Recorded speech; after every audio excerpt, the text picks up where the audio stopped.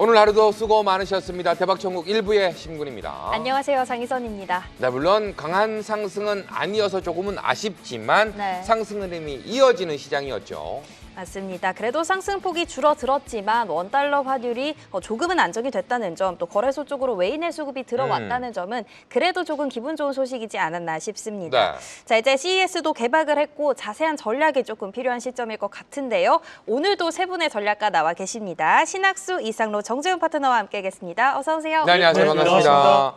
자, 신학수 파트너. 네. 우리가 CES 이야기를 또 안 하고 넘어갈 수는 없을 것 같습니다. 네. 최근 그 모멘텀으로 인해서 상승 흐름도 좀 나와 있는 상태인 거고, 오늘은 또 정말 친숙한 단어, 코스모스란 단어가 나왔더라고요. 자, 관련해서 어떻게 좀 보셨습니까?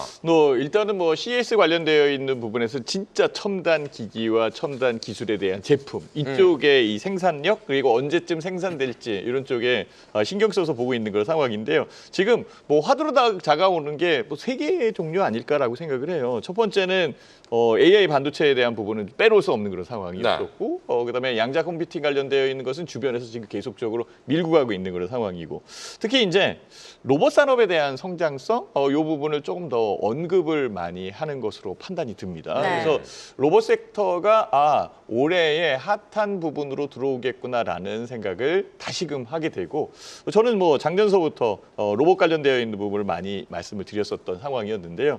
제가 얘기하고 싶은 것은 실제적으로 그 확산되는 부분, 그러니까 로봇이 이제 우리 그 생활에 확산되는 그런 부분까지 넘어가기에는 아직 좀 이르다라고 생각을 해요. 지금 준비하고 있는 그런 단계지. 그렇다면 눈에 보이는 것은 산업용 로봇이나 아니면 협동 로봇 이런 쪽으로 좀 많이 갈 가능성이 높고요. 네. 기술력 측면에서는 해외 유수 기업을 따라서 넘길 수 있는 우리나라에도 굵직한 회사가 있지만 약간 좀 부족한 부분이 없지 않지 않나라고 이렇게 생각을 해요. 그래서 네. 전체적인 부분의 휴머노이드 로봇 같은 경우에는 대구로 아니면은 해외의 진짜 빅테크 기업들이 하는 그런 상황일 거고요. 우리 그 시장에 전체적으로 확산되는 그런 상황은 공정 자동화나 공장 자동화 아니면 자동화 로봇, 자동화 관련되어 있는 산업 부문에서 사용할 수 있는 로봇 이쪽으로 좀 더 확산되지 않을까 이렇게 생각을 해봤습니다. 좋습니다. 제 신앙의 기조 연설 정말 많은 분들이 기대를 하셨고 기다렸을 것 같은데 결국에 오늘의 화두는 이 AI 개발 플랫폼 이거지 않나 싶습니다. 근데 같이 이 공개한 로봇 밸류체인에 우리나라 기업이 조금 없다는 부분이 굉장히 아쉬웠는데 이상로 파트너님, 그나마 관련 기업을 꼽자면 이제 보스턴 다이내믹스 정도 현대차가 인수한 기업일 텐데 국내 로봇이나 AI 이쪽 관련주들의 움직임을 좀 어떻게 보실까요? 우선 이제 우리가 코스모스 하면 먼저 꽃부터 생각하는데 이게 영어적 의미로는 이제 질서 있는 우주, 시스템 이런 뜻으로 받아들이시면 됩니다. 네. 그러면 결국에는 이제 플랫폼으로서에 대한 이 코스모스를 발표했다라는 것은 이 코스모스 말 그대로 이제 질서 있는 플랫폼으로서에 대한 역할을 하겠다라는 얘기로 받아들이시면 되거든요. 그러면 이제 우리가 이런 로봇 산업에 대한 부분을 조금 이해하실 필요가 있습니다. 네. 제가 일부러 오늘 여러분들께 좀 보여드리려고 자료를 하나 준비를 해봤는데 그 자료를 잠시 한번 같이 보시면 우리가 일반적으로 로봇이라고 했을 때 구성 요소가 정해져 있습니다. 흔히 이제 우리가 세 가지로 구분이 되는데요. 이제 하나는 이제 감속기라고 해서 우리가 지난 시간에 공부를 했었던 이런 관절에 해당하는 부분이 이제 감속기라고 생각하시면 되고, 다음에 서브 모터라는 것은 이제 구동기라고 생각하시면 됩니다. 그러면 우리가 동력을 전달하는 장치를 이제 서브 모터라고 하는 거고, 제어 장치라는 것은 앞서 얘기했던 이 엔비디아가 얘기하고 있는 이런 플랫폼에 대한 역할을 할 수 있는, 명령 하달을 할 수 있는 뭔가에 대한 시스템을 구축하겠다라는 얘기거든요. 네. 그러면 지금 현재 이 제어 장치부는 결국 이런 코스모스 플랫폼을 이용해서 우리가 앞으로 감속기라든지 또는 이제 서브 모터를 이용한 로봇에 대한 휴머노이드 로봇이라든지 서비스형 로봇에 대해서 만들어내겠다라는 얘기를 하고 있다라는 거죠. 그러면 여기서 우리가 이번 플랫폼에 대한 부분에서 국내 기업들이 협력 밴드로 지정된 부분은 아니지만 이 부분을 감안해서 봤을 때 앞으로 그러면 수혜가 될 수 있는 것은 뭐가 있을까를 판단해 봐야 된다는 겁니다. 그러면 현재 우리가 대부분의 이제 AI를 구동할 때 엔비디아의 그래픽 카드를 많이 쓰는 것처럼, 그러면 앞으로 이제 제어 장치부나 명령 하달부에 대한 부분에서는 이런 엔비디아에 대한 플랫폼을 쓴다면 그러면 남아 있는 부분이 이제 모터 부분이라든지 또는 이제 감속기 부분에 대한 것은 어떤 기업 거를 쓸 것인가에 대한 부분을 네네. 우리가 판단을 해볼 수가 있는데, 자 여기서 우리가 봐야 되는 것이 두 번째 그림입니다. 대부분의 이런 로봇 산업에서에 대한 주요 특허 출원이 이루어져 있는 곳이 첫 번째가 이제 HDS사, 그리고 두 번째는 나베테스코라는 기업이고 세 번째는 스미토모라는 기업입니다. 이 세 가지 기업 이름만 들어보셔도 느낌이 오시죠? 대부분 다 일본 기업입니다. 이 그러네요. 일본 기업 세 네. 군데가 전 세계 로봇 감속기에 대한 85% 이상에 대한 특허를 보유하고 있습니다. 그런데 다행히도 이런 특허에 대한 만료가 2년 전부터 차츰 이루어지고 있는 단계입니다. 그렇다 보니까 결국에 남아 있는 것은 이제 모터 부분이라든지 또는 이제 감속기 부분에 대해서 국산화를 하고 있는 기업들이 국내에서는 상당한 수혜를 받을 가능성이 있다라고 봐야 되는 거죠. 네. 그러면 삼성이 이번에 레인보우 로보틱스에 대한 자회사에 대한 편입 자체를 시도를 하는 부분들이었는데, 그러면 이 부분을 우리가 어떻게 해석해야 될 것인가라는, 레인보우 로보틱스도 이 감속기에 대한 국산화를 하고 있는 기업이거든요.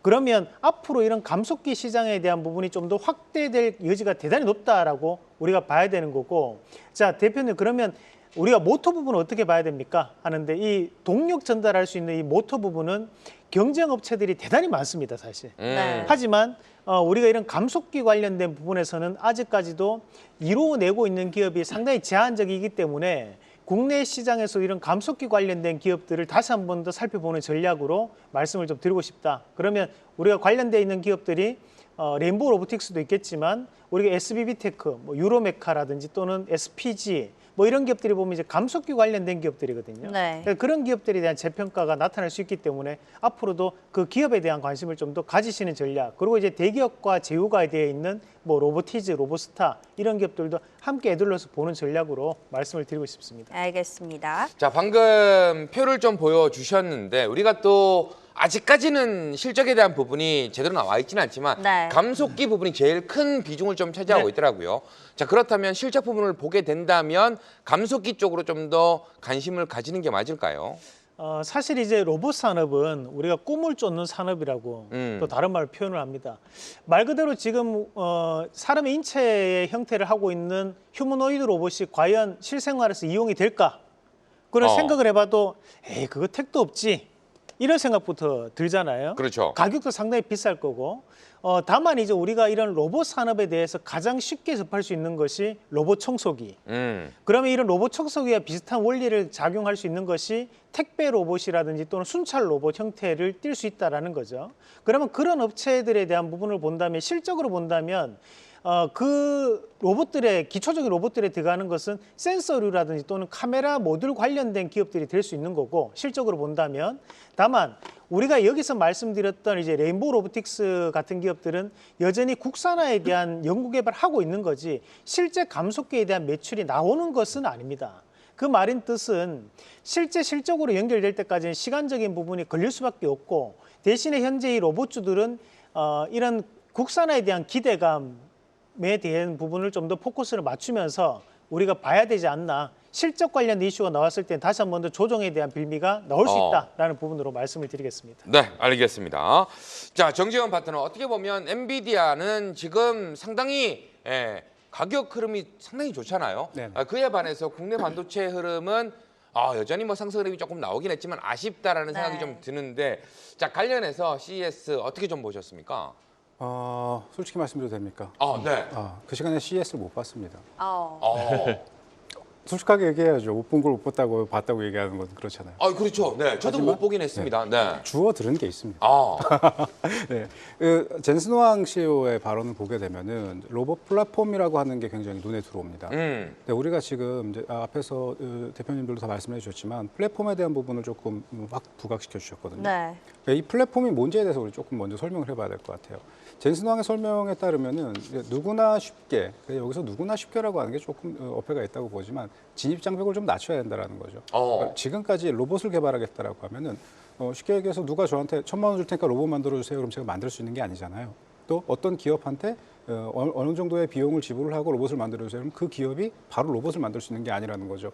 하지만 플랫폼화되어 있는 어떤 기준이 있다고 하면은 로봇을 만든다라고 하는 것도 이전보다는 접근 범주가 또 또 진입 장벽이 낮아질 수 있을 겁니다. 거기에서 한 단계 더 들어가서 AI, 로봇이 직접 학습을 하고 보다 인간형 로봇에 가까워지는 거죠. 이런 부분에 대한 어필이었단 말이에요. 그러니까 앞으로 엔비디아 칩뿐만이 아니라 로봇 플랫폼과 관련된 부분들을 좀 강하게 어필을 했는데, 그럼 과연 이제 우리는 이것과 관련해서 어떤 것들을 봐야 되냐? 계속 이제 레인보우 로보틱스뿐만 아니라 로봇 관련 종목군들로 이야기들을 하고 있지만, 저는 오히려 지금 이 부분과 관련돼서는 주문형 반도체, 그 주문형 반도체도 또 우리 시장에서 잘하고 있는 기업들이 많이 있습니다. 그런데 주문형 반도체라고 한다면 결국 봐야 될 거는 유리기판이다. 그래서 오늘 유리기판 관련 종목군들이 많이 움직였단 말이죠. 네. 그래서 지금 너무 또 관련 종목군들이 대형주고 또 초대형주들 사이에서도 지수를 움직이는데 활용이 되고 있고, 또 다른 파생 상품의 기초 자산으로 활용이 되고 있다 보니까 흐름을 주지 못했어요. 그동안 국내에서 환율 돈 빠져나가고 조율하고 하는 터에 이제 그런 것들이 좀 조율이 되고 흐름이 나온다고 하면 오히려 지수를 끌어올린 데 활용되는 부분, 또 그 기업들만의 모멘텀, 그리고 실적과 관련된 기대치, 이런 것들이 섞여서 조금 더 나은 흐름이 보여줄 수 있겠죠. 그래서 이미 너무 많은 사람들한테 알려져서 민감하게 움직이고 좀 매수를 하면은 좀 물려서 좀 피곤한 흐름이 나올 수 있는 것보다 좀 느긋하게 가지고 있어도 길게 볼 수 있거나 좀 중장기적으로 봤을 때 내가 매수한 것보다는 좀 높아질 수 있다. 그런 종목들이 오히려 조금 더 전 유리할 수 있을 거라고 봅니다. 그렇군요. 알겠습니다. 뭐 엔비디아 관련해서 이제 반도체 주들이 움직임이 나왔다가 오늘은 조금 장중에 영향을 조금 받았던 것 같습니다. 뭐 삼성 DDR7을 쓰지 않을까 기대를 했었는데 결국 마이크론 거 쓴다 하면서 순간적으로 하락이 나왔고, 하이닉스 딴에서도 뭐 그냥 가격 조정이다, 급등에 따른 이런 시각도 있긴 했는데, 우리 신학수 파트너는 네. 오늘 반도체주 조금 저희가 기대를 했었잖아요. 네, 오늘의 맞습니다. 움직임을 그냥 어떤 간단한 조정 정도로만 봐도 될지 어떻게 봐야 될까요? 일단은 뭐 올라온 부분이 적은 그런 상황이기 때문에 조정보다는 지금 현재 시장의 여건으로 그냥 보시는 게 나을 것 같아요. 뭐 사실 최근 어제 엊그제 뭐 이런 식으로 해서 올라온 부분은 있는데 네. 그 올라온 부분에 대한 조정 여건은 분명히 있는 겁니다. 어쨌든 주가가 올라오면 적정 부분 물량 소화를 해야 되는 그런 부분이기 때문에 움직인다라고 이렇게 봐야 되는 그런 상황이겠죠. 여기에 이제 가전 박람회가 있는 상황이기 때문에 그 기대감도 분명히 작용했었거든요. 그 기대감이 조금은 이제 노출되어 있는 상황이기 때문에 재료로서의 역할을 다 했다라고 볼 수도 있는 그런 상황이고, 기대를 했는데 마이크론 테크놀로지 걸 쓴다라고 얘기하니까 또 실망감이 확 하고 들어오는 그런 네. 상황이지요. 여기에 언급되는 부분은 또 SK하이닉스는 적었어요. 오히려 지금 SK하이닉스는 HBM3E 16단 지금 얘기하고 발표하고 실물 나오고 지금 하고 있는 그런 상황인데도 전체적으로 눌린 그런 부분이죠. 그러면 시장 자체적인 부분에 일단 차익 매도가 나왔구나라고 네. 보시는 게 딱 맞는 그런 상황이고요.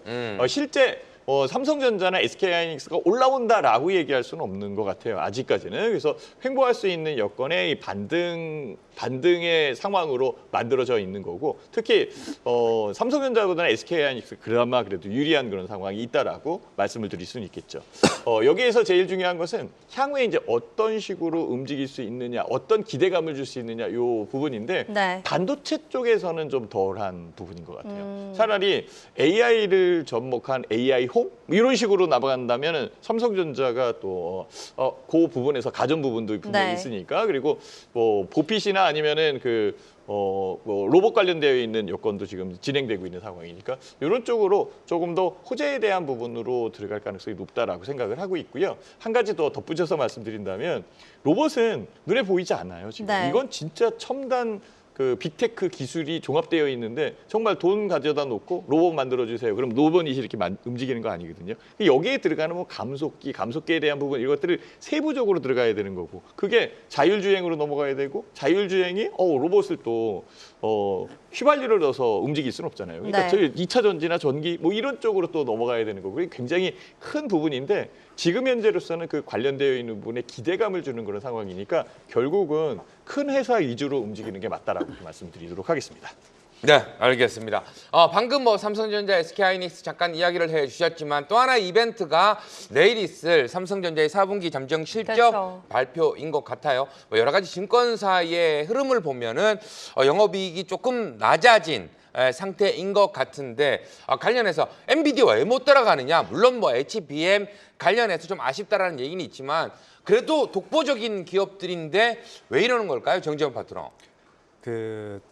혹시 지지난번 방송에서 제가 발작 같은 소리 지르고 삼성전자 말씀드리는 거 기억하시죠? 푸트 지금 들어가 계시잖아요. 그렇죠. 이제 그게 저점권이었잖아요. 아직 그 시각이 바뀌지 않았습니다. 오늘은 조금 더 임팩트 있게 말씀을 드릴게요. 우리가 이제 결혼을 하기 전에는 스스로를 위해서 많은 것을 할 수가 있습니다. 네. 근데 가족이 생기고 나면 그때부터 저는 정재훈이 아닌 거예요. 누구누구 아빠가 되는 거죠. 한 가족의 가장이 되는 거잖아요. 그러니까 저도 결혼하기 전에는 정말 한 마리 뛰어다니는 멍멍이였습니다. 되는 게 없었죠. 근데 결혼을 하고 나니까 많은 것들을 포기하는 것 자체가 아깝지가 않은 거죠. 가족을 위해서. 자, 이게 제가 왜 지금 이 말씀을 드렸냐면 삼성전자를 더 이상 삼성전자라고 하는 단일 개체로 보지 말자라는 겁니다. 삼성전자는 지수를 움직이고 원화를 매입하기 위해 대신 매입하는 조건을 갖고 있는 종목이고 또 선물 주식뿐만 아니라 주식 선물, 그 외에 ELW, ETF 많은 파생 상품들의 연계성을 갖고 있는 기초 자산이란 말이죠. 그래서 기업이 아무리 좋다고 해도 결국 시장에서 돈이 빠져나가는 조건이라고 하면은 가야 할 조건 자체를 억제하는 역할을 하게 되고 반대의 경우의 수에서는 의외로 굳이 이럴 이유가 없는데 갑자기 폭 튀어 올라오는 경우에서도 보인단 말이죠. 그래서 우리 가끔 어떤 날 보면은 대형주들이 움직이다가 말도 안 되는 장대 양봉을 확 하고 쏟고 치고 올리면은 거기에 따른 막 이슈들을 찾아보지만 나왔던 이야기 말고 별게 없거든요. 그 다음날 이내 그 장대 양봉이 음봉으로 바뀌는 경우도 많이 보잖아요. 네네. 그런 것들은 이제 프로그램이 지수를 움직일 때 활용을 했었던 용도란 말이죠. 근데 지금 삼성전자와 우리 시장의 환율 여러 가지 조건들을 보게 되면 지금 구간에서 더 패대기치기도 어려운 조건이에요. 그래서 이제 금요일부터 시작해서 반발을 이어왔지만 몇 가지 관세라던가 또 이제 관세 관련된 부분이라던가 뭐 이런 것들이 작용을 해서 흐름은 나왔지만 여튼 지금 현재 흐름은 동심하기 전까지 지수를 조금 더 끌어올리고 전체 시장 분위기를 잡아주고 오늘 삼전뿐만 아니라 다른 대형주들이 전방위적인 상승세를 보여주다가 막판에 흘러내리는 흐름이 나왔잖아요. 네. 그 또한 지수를 조율하기 위한 흐름, 그 이상도 이하도 아니기 때문에 저는 그와 관련해서 특정 기업들에 대한 어떤 문제라던가 또 앞으로의 실적 때문에 큰 걱정을 해야 될 필요, 저는 그 부분은 조금 내려놓고 봐도 된다. 이미 실적이 안 좋아지거나 미진할 거라고 하는 거는 주가에 다 반영이 됐습니다. 그러니까 지금부터는 앞으로 현재 상태를 유지하거나 아니면 이전에 가졌던 기대치를 어느 정도 회복하거나 조금 더 나아질 수 있는가를 보고 있는 거라서 그 부분을 감안해 본다면 지금은 말씀드렸던 기준가까지 7만 원대까지 보는데 지장이 없고 대신 시간은 걸릴 수 있다는 것과 대외 변수에 의해서 시장의 수급이 들어오고 나가는 그 과정을 통해서 등락은 보여줄 수 있다. 하지만 이제 갖고 계신 투자자 여러분들이 신용 물량이 좀 줄어들고 올라가는 과정을 지켜보면서 좀 인내심 있게 볼 필요성이 있다. 저는 좀 그렇게 수급적으로 정리를 해드리도록 하겠습니다. 알겠습니다. 말씀하신 것처럼 지금 눈높이가 이미 너무 낮아졌다 보니까 오히려 실적 발표가 생각보다 주가에 내일 영향이 크지 않을 수도 있다. 이런 분석도 진짜 나오고는 있습니다만 이상로 파트너 사실 뭐 목표 주가도 계속해서 하향 조정되고 있는 상황인 건데 내일의 실적 발표 좀 어떻게 보실까요? 우선은 이제 오늘 오전에 나왔던 신한투자증권에서 그 실적 예상 컨센서스가 나왔던 것도 매출이 76조에 영업이익이 7조 5천억에 대한 부분으로 시장 컨센서스보다 좀 하이할 것이다. 뭐 이런 얘기를 넣으면서 투자 심리에 좀 악영향을 미쳤다고 봅니다. 네. 장 초반에는 미국장에 대한 영향, 환율에 대한 영향으로 일부 상승하는 모습도 나타났었지만 결국 이제 종가상으로는 조금 뭐 이런 약보합권력에 대한 움직임을 보이는 과정들이었는데 여기서 이제 우리가 좀 판단을 한번 하고 봐야 되는 것은 4분기는 상당히 긍정적인 우호적인 환율에 대한 관계였다라는 거죠. 그리고 최근 이제 팍스콘에서 실적 발표가 나왔던 것도 사상 최대 실적에 대한 얘기가 나왔습니다. 그리고 지금 현재 엔비디아에 대한 실적도 상당히 전문가들 의견은 긍정적으로 지금 보고 있는 과정들인데 그럼에도 불구하고 삼성전자가 지금 내일 실적에 대해서 시장 컨센서스를 하회할 것이라는 얘기가 나오고 있다는 것은 결국 반도체 안에서도 AI 관련된 반도체에 대해서 시장은 상당히 포커스를 맞추고 있고 네. 그에 따른 매출이 나오느냐 안 나오느냐가 지금 삼성전자에 대한 움직임을 결정할 수 있는 변곡점이 된다라는 얘기를 지금 하고 있다라고 봐야 되는 부분일 것 같습니다. 결국에 이제 우리가 삼성전자가 6만 이상에 대한 강한 상승을 좀 보이기 위해서는 뭔가에 대한 기대감이라든지 또는 이제 HBM 관련된 부분이라든지 또는 이제 파운드리 관련된 점유율 회복에 대한 부분을 우리가 좀 더 포커스를 맞춰야 될 것 같고요. 네. 다만 저는 좀 더 긍정적으로 보는 것은 그런 그 부분 자체를 모두 다 감안해서 보더라도 삼성전자의 지금 하락은 조금 과한 하락세를 좀 보였던 자리가 아닌가. 네. 그래서 저는 단기적인 구간에서에 대한 강한 상승보다는 제한적인 하락과 제한적 상승에 좀 더 무게를 두는 것이 맞지 않을까라는 의견을 좀 드리고 싶습니다. 네, 알겠습니다. 자, 이어서 신학수 파트너. 지금 트럼프 2기 행정부 출범과 더불어서 네. 많은 국가들이 동맹국임에도 불구하고 관세 관련해서 걱정들을 상당히 많이 하고 있단 말이죠. 네, 맞습니다. 관련해서 우리는 또 우려할 부분들이 없는 건지 어떻게 생각하십니까? 일단 관세 관련되어 있는 부분에서는 최근에 또 그러니까 바로 이제 오늘 뭐 새벽 그때부터 나오기 시작했었던 게 선택적 관세 뭐 이 얘기가 나왔다가 보편적 관세 원래는 보편적 관세로 들어간다라고 얘기했었던 그런 부분이니까 이런 여건들이 작용을 했었던 상황으로 다시 전체적인 부분의 관세에 대한 여건의 부담감 이런 것들이 훨씬 더 커지는 그런 부분으로 만들어집니다. 네. 중요한 거는 관세에 대한 영향력이 우리나라에만 미치는 게 아니에요. 전 세계적으로 다 미치고 있는 상황이거든요. 거기에 특정 국가에 대해서는 조금 더 큰 관세를 매기는 거죠. 뭐 캐나다나 아니면 멕시코에 25% 관세를 매긴다. 뭐 이런 식으로 얘기가 나왔었던 그런 상황이니까 결국은 이 관세에 대한 부분이 달러화에 대한 강세를 유도하는 그런 상황이 만들어져요. 가뜩이나 우리나라 같은 경우에는 정치적 리스크가 있는 상황이기 때문에 환율이 좀 올라왔었던 그런 상황이었는데 이 환율이 관세 영향 그리고 1월 20일 날 트럼프의 집권이 시작되는 그 상황에서 연결이 된다라고 한다면 훨씬 더 크게 힘들어지는 그런 상황이 만들어지죠. 여기서 또 중요한 게 뭐냐면 우리나라는 이중고에 해당된다 이렇게 말씀드릴게요. 우리나라 자체적으로 미국에 수출하는 것도 있지만은 우회로 수출하는 것들이 꽤 많아요. 네. 즉 우리나라의 반제품을 중국이 사서 이 중국이 미국에 수출을 하는데 중국이 미국이 중국에 대한 관세를 더 세게 매기고 있는 상황이 된다라고 한다면 실질적으로 우리나라 수출이 더 줄어들 수 있는 그런 상황이죠. 네. 그러니까 중간재에 대한 부분에 굉장히 그러니까 팔고 있는 제품에 관련되어 있는 부분과 그리고 우회적으로 중국으로 수출되어야 될 그 물량까지 관세에 대한 영향을 받고 있기 때문에 훨씬 더 힘든 그런 부분이 만들어져 있었던 게 맞습니다. 그래서 관세가 1,500원까지 왔는데요. 네. 지금 여기 환율 한번 보셨어요? 지금 끝난 거. 지금 환율 팍 떨어졌어요. 엄청 떨어지고 있어요, 지금.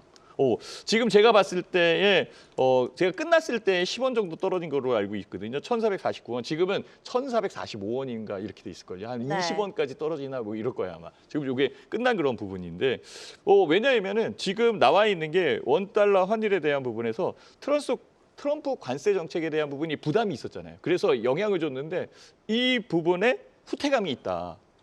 선별적 관세 뭐 이런 식으로 나오고 있었던 그런 상황이니까 뭔가 다른 기류가 있구나라는 게 첫 번째고요. 국민연금에 환해지도 있어요. 그래서 환해지에 대한 부분이 들어오는 게 두 번째고 외국인들이 오늘 매수했잖아요. 네. 그러면은 또 환율에 대한 진정세가 나타나거든요. 세 번째는 기업들이 갖고 있는 달러를 이제 달러에 대한 부분이 이제 그 가격이 높으니까 딱 팔아서 현금을 그러니까 원화로 바꿔야겠다. 이 자금 수요가 있는 것 같아요. 그래서 환율은 조금 더 안정될 가능성이 있으니까 관세에 대한 부분은 일단은 진행되는 거 보고 판단하는 게 맞지 않겠나 이렇게 생각이 듭니다. 알겠습니다. 트럼프 관련해서 뭐 관세와 환율은 사실 여전히 불안정하지만 관련해서 좀 강세를 보이는 섹터가 이제 조선주입니다. 오늘도 굉장히 강한 흐름을 보였는데 트럼프 당선인이 다시 한번 언급을 하면서 이제 불이 붙은 건데 우리 이상록 파트너 여기서 저희가 드는 고민은 이미 작년부터 잘 갔고 뭐 신고가를 경신하고 있는 종목들도 굉장히 많이 나오고 있는 상황인데 여기서 과연 얼마만큼 추가적인 상승이 가능할까 이 부분 좀 걱정이 궁금하거든요. 어떻게 보실까요? 많이 보도가 안 된 내용이 한 가지가 있어가지고 제가 준비한 자료를 조금 보면서 말씀 좀 드리도록 하겠습니다. 네.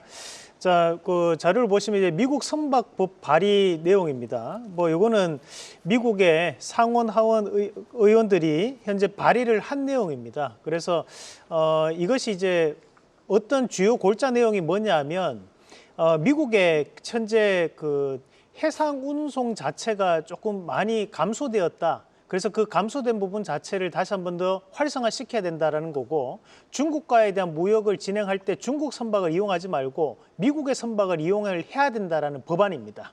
어떻게 보면 반강제적인 거죠. 우리나라가 중국과 거래를 하는데 우리나라 선박만 써야 된다. 이게 말이 안 되는 거잖아요. 근데 이 법안 자체가 발의가 되었고 이 법안을 트럼프가 대통령이 당선된 이후에 통과가 될 것이다라고 지금 현재 미국 내 언론은 예상을 하고 있습니다. 자, 근데 문제는 미국이 그만큼에 대한 선박에 대한 부분 자체를 늘려야지만 이것이 가능하다라는 거기 때문에 현재 최근 조선주들에 대한 재평가 움직임이 나타나고 있는 거고 여기서 우리가 좀 주목을 해봐야 되는 것은 우리가 이제 그 흔히 CGT라고 하는 표준 화물선 환산 톤수라고 얘기를 하는데 이 말은 뭐냐면 전 세계적으로 봤을 때 상선이라든지 모든 선박에 대해서 점유율은 중국이 압도적입니다. 중국이 뭐 지금도 보면 2024년도 기준으로 본다면 중국이 약 전체 선박에 대해서 약 80% 정도를 납품을 하고 우리나라가 10에서 20% 정도를 납품하고 있는 그런 양상이라고 보시면 되는데요. 네. 다만 우리가 현재 이 표준 화물선 환산 톤수라고 해서 만들기 쉬운 선박은 이런 환산 톤수가 낮게 잡히고 만들기 어려운 것은 높게 잡힙니다. 근데 한 대당에 대한 CGT를 매겨보면 우리나라가 훨씬 더 높습니다. 그 이유가 뭐냐면 우리가 지금 현재 암모니아선이라든지 또는 이제 친환경 운반선들을 생산을 할 때 전 세계적으로 봤을 때 시장 점유율이 우리나라 기업들이 압도적입니다. 한마디로 쉽게 만들 수 있는 선박들은 중국이 만들고 어렵게 만들 수 있는 선박들은 우리나라가 지금 현재 만들고 있다 보니까 미국이 지금 현재 원하는 것은 이렇게 좀 더 고부가치군의 선박을 원하는 거거든요. 그렇다 보니 국내 기업들도 앞으로도 재평가는 좀 더 나타날 것이다 라고 얘기하는 과정이기 때문에 저는 현재 조선주가 비싸다고 생각하지는 않습니다. 앞으로에 대한 실적에 대한 부분 추이까지도 연결될 수 있는 흐름이니까 저는 이거는 단순 테마가 아닌 우리가 실적과에 대한 실적주로 좀 봐야 되는 시점이라는 말씀을 좀 드리고 싶습니다. 알겠습니다. 이제 조선주는 실적주로까지 봐도 괜찮다. 이렇게 좀 정리를 해보겠고요. 이렇게 해서 세 분의 파트너와 함께 오늘 장 이슈 흐름 살펴봤습니다.